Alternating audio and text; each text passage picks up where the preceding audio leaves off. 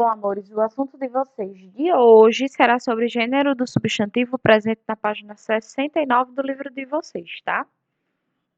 Bom, os substantivos variam em gênero, que vocês já sabem sobre isso, quer dizer se ele é masculino e feminino.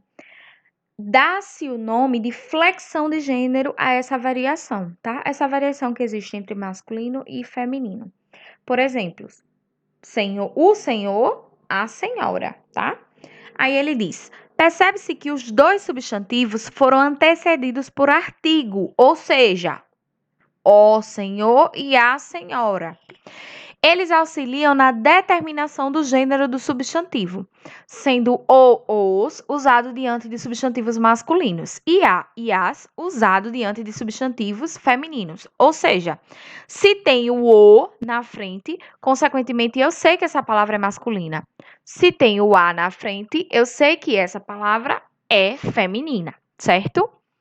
Há substantivos que não obedecem à regra, ou seja, não se pode determinar o gênero a partir deste artigo que a gente acabou de ver. E ou da terminação, por exemplo, senhor, a gente sabe que é homem porque termina com a R e a por feminino porque termina com A. Aí ele diz, exemplo, pinguim, tá? A gente não pode determinar o gênero através da palavra pinguim. A gente não pode dizer o pinguim ou a pinguim, certo? Aí ele diz: embora a palavra venha acompanhada do artigo masculino, ou pinguim, ela não determina o gênero do animal. Para isso, precisaremos especificá-lo em macho ou fêmea. Ou seja, eu preciso dizer se eu estou falando do pinguim macho, comprei um pinguim macho, tá bom? Ou então, comprei um pinguim fêmea, tá bom?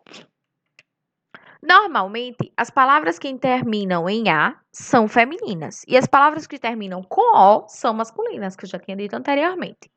A flexão acontece quando substituímos a vogal O por A ou acrescentamos a letra A.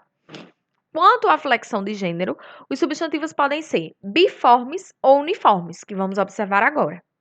Os substantivos biformes são substantivos que apresentam duas formas, uma para o masculino e outra para o feminino, que são chamados de substantivos biformes. Exemplo, o rato, a rata, o professor, a professora.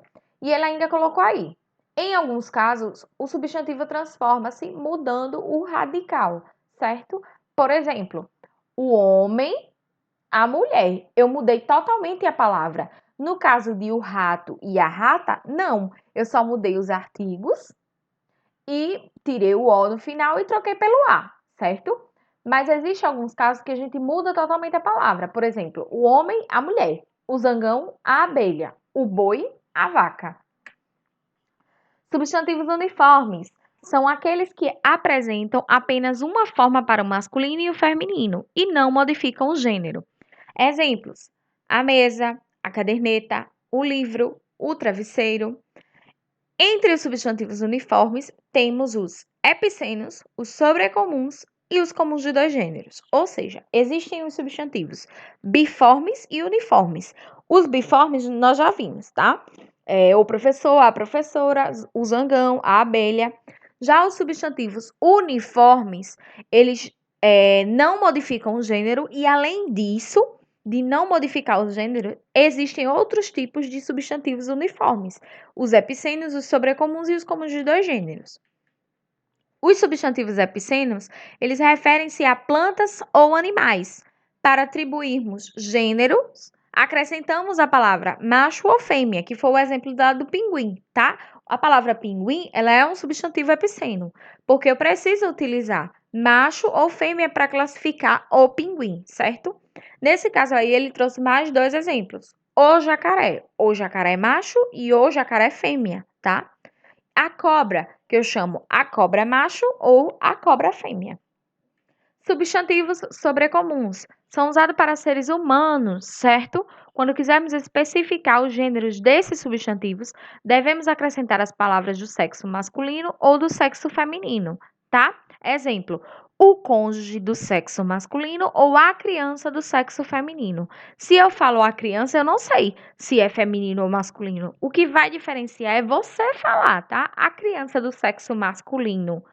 está muito cansada, certo? Você tem que especificar através do sexo, dizendo se é feminino ou masculino.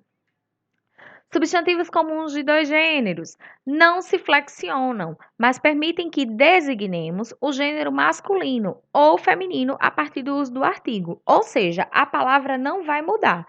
O que vai mudar vai ser o uso desse artigo aqui, certo, amores? Onde ele vai dizer o modelo a modelo. Percebam que a palavra continua a mesma. O que mudou foi o uso do artigo. O colega para homens e a colega para mulheres, certo? Não mudou a palavra, o que mudou foi só o artigo. Bom, amores, qualquer dúvida agora lá no grupo do WhatsApp.